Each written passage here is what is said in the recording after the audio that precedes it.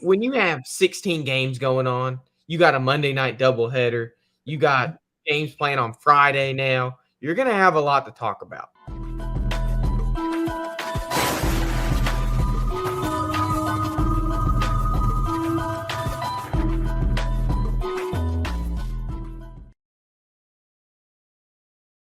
The Saints lost in Saints fashion.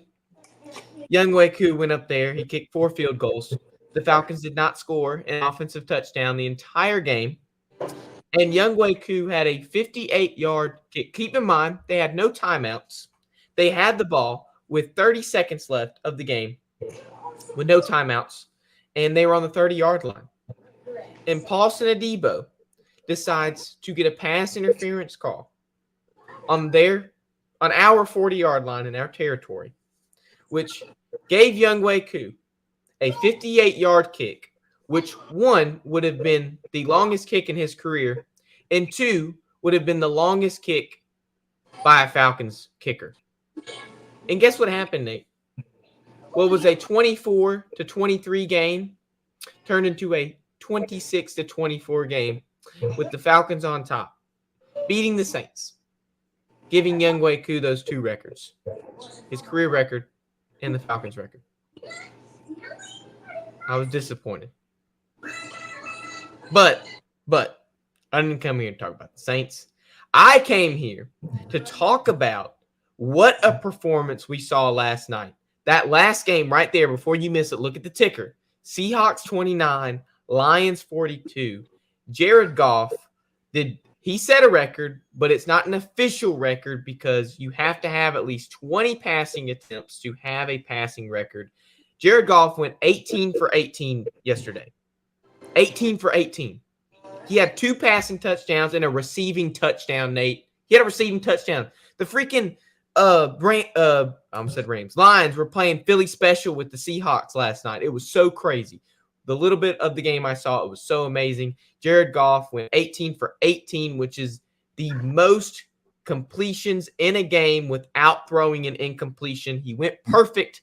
He had 292 passing yards. Nate, how do we feel about one of our first ever Monday night doubleheaders, and specifically that last game on the ticker right there, Seahawks and Lions? I'm being a Lions alum. Any team I play for, I want to see them do well. I really do. So it was great. Seeing the Philly special, he has to have a minimum of 20 passes. I didn't know that. I thought that would go down as a record, But nonetheless, a win is a win. And that's one of the things you have to, be thankful for. You have to, again, because it's hard to win in the NFL. I want to go ahead and throw that out there. It's hard to win at any level, whether it's collegiately or in the pros. It's hard. So you take each win with a grain of salt. The Lions played a very, very good game against a very good, disciplined and coached Seattle Seahawks team. And it was good to see Jared Goff get out there and just really, play within the scheme of the offense and, lead the offense. And that offense came out with energy. And one of the things that I think we kind of look past the fact that this Detroit Lions team, they're young, but they have a strong foundation and a strong nucleus of a team that actually can compete for a Super Bowl. And it's time for them to put it together. They put it together last year and came up short in the NFC Championship. But this is the year, and you have a healthy J-Mo. You have a healthy running game with Montgomery and Jahmyr Gibbs, and you have an amazing receiver and a star in Amon-Ra St. Brown, Sam Laporta. You have a great offensive line that can pass block and create lanes in the running game. And you have Jared Goff, who is not being asked to do too much. Just, again, lead and control this offense, and he's doing a damn great job. One thing I can give the Lions credit for is you have a team like the Chiefs or a team that is or the Ravens, who one of them is heavily passing, heavily rushing. Like they obviously have their strengths when it comes to offense. Mm-hmm. One thing I can give the Lions credit for, they know how to perfectly define the word offense, because they make sure that you are going to game plan for every single aspect of offense when you play Detroit.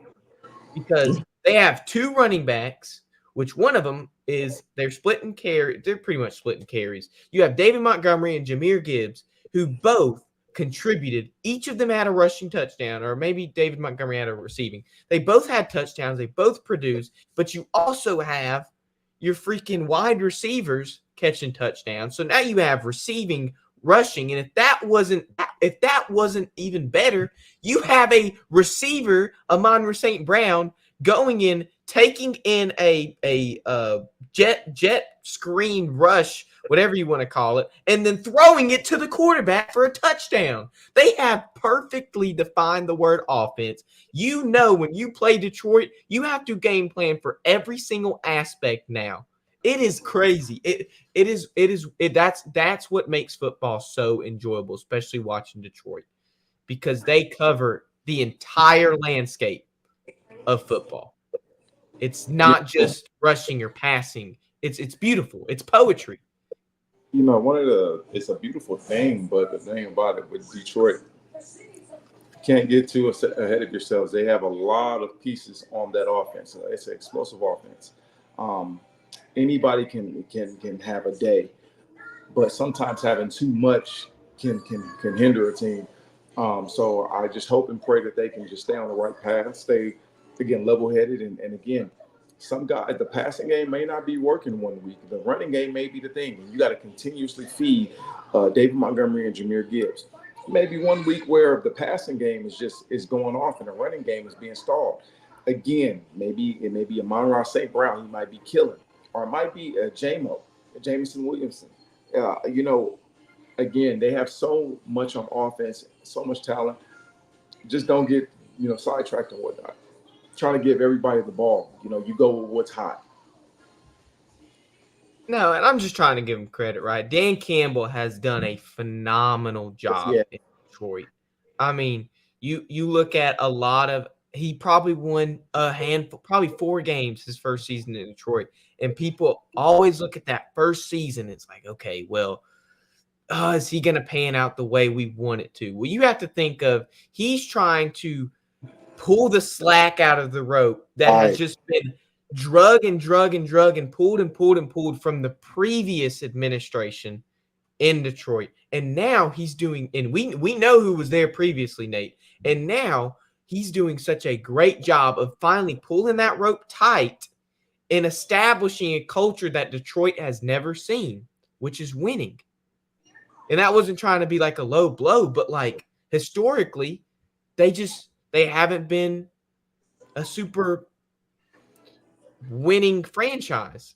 No, they haven't. I mean, I was fortunate to play for Jim Caldwell, and one of the things that disappointed me was how they did Coach Caldwell. Nothing against the only John what is from the famous Cookies. You talking about the coach from New England? I can't remember, Matt Patricia. Jim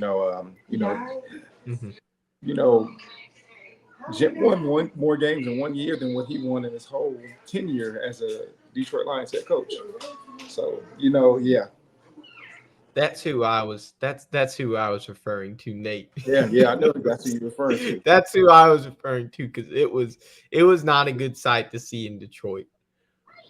No, but I mean, although as good as Detroit is, if you look at the title of the show, it's titled "Guess Who's Back" for a reason, and I'm not talking about Eminem. I'm not talking about Slim Shady.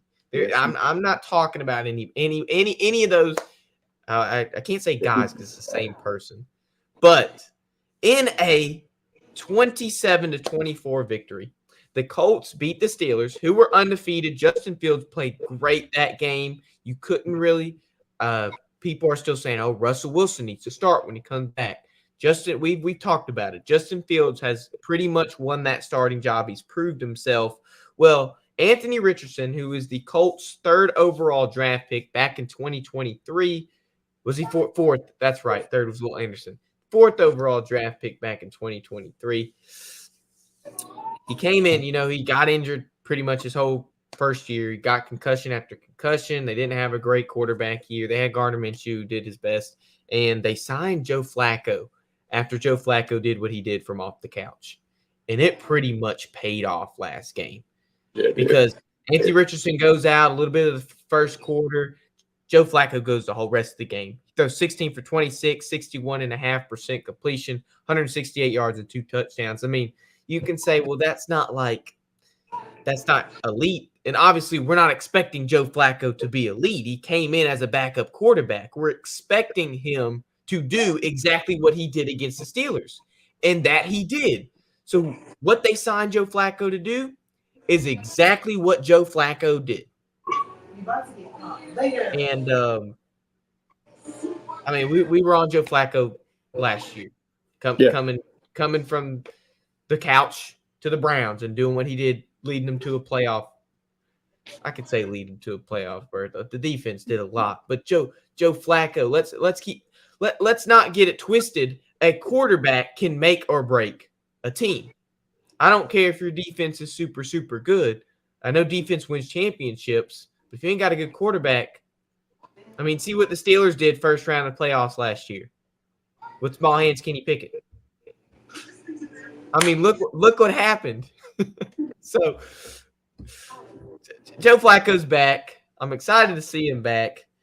Nate, how do you feel about Joe Flacco before we talk about a little bit more of this game?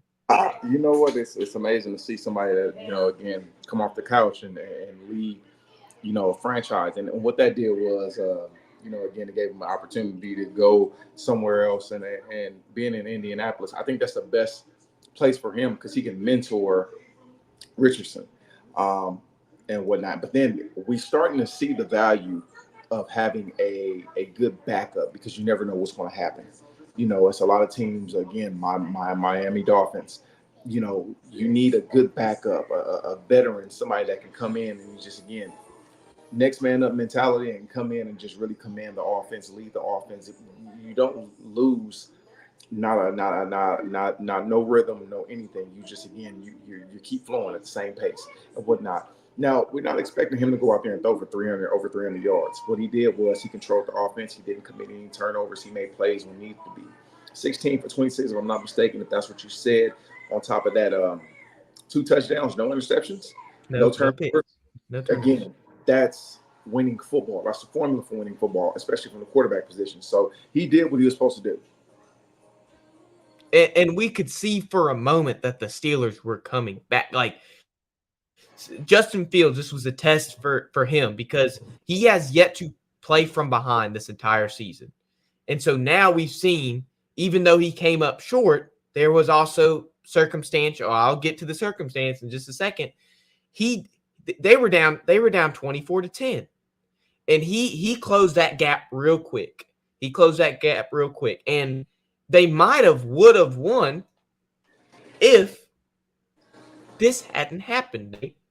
Minkah Fitzpatrick comes in, and I wish I could pull the free. I couldn't get the play because nobody posted. I tried to get the play, but I was rushing. So Minkah Fitzpatrick, he hits Adonai Mitchell on a 2nd and 10 ball late in the third quarter. Adonai Mitchell, he doesn't catch it, but because of the hit, they think Minkah Fitzpatrick was unnecessary roughness, even though you could tell that Minkah was physically trying to slow himself down. I mean, you got to think about it. These football players are like trains. You can't stop a train like that. You can't expect somebody running full speed to stop like that. But you could tell he was going. And Mike Tomlin was so upset over this call because they were undefeated. As he should be. They were undefeated. This was the continuation of a really good season. And that call just about made or break that victory. I mean, it's not just about them being undefeated. It took a win from them. They took momentum, from them from possibly getting a win and are sending the game into overtime and whatnot because they were coming back. The momentum had shifted from Indianapolis to Pittsburgh, and you just took all of that, you suck all the air out of the room and whatnot. That's what happened. And I agree. And Justin Fields, as much crap as the Thursday guys give Justin Fields, I still like him. he's doing exactly, and we said it before, he's doing exactly what he's supposed to be doing in Pittsburgh. And he did even better. He threw for over 300 yards this game. He had 2 touchdowns, if I'm not mistaken, at least 2 touchdowns. He might have had more. And he played like the starting quarterback's supposed to play. And when Russell Wilson gets back and cleared and he's ready to go and they put him in front of Justin Fields, a lot of people are going to be upset, me included, because I have seen the product on the field that has obviously been selling.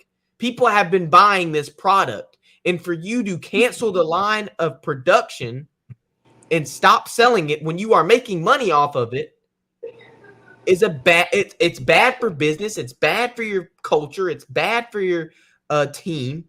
I mean, what happens when Russell comes back and they decide he's a starter? Russell was declared the starter before the season began, and I don't think it's proper for a person to lose their position. In all honesty, because of an injury, that's not right. That's not, you salute Justin Fields for him coming in and just really taking the helm and just again keeping the team afloat and going in a positive direction. But Russell Wilson was declared the starter before the season began, and it's not right for his position to be taken from him in the midst of an injury. Now, if he comes back 2 games in and he's not playing at a high level, then you have to make that switch. But for him to lose his position and he's injured, that's not right. That's really not right. So you're telling me you wouldn't ride with what's hot right now? I mean, they're hot. It's a catch-22 because you mean to tell me because this guy got hurt and he was declared, Mike Thomas said, Russell Wilson is our starter at the beginning of the year.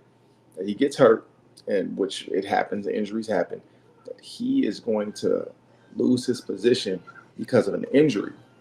I don't think that's right. You have to give him an opportunity because you brought him there for a reason. You brought a veteran quarterback there for a reason to lead this offense, to lead this team. He has to be given a shot to attain his starting position.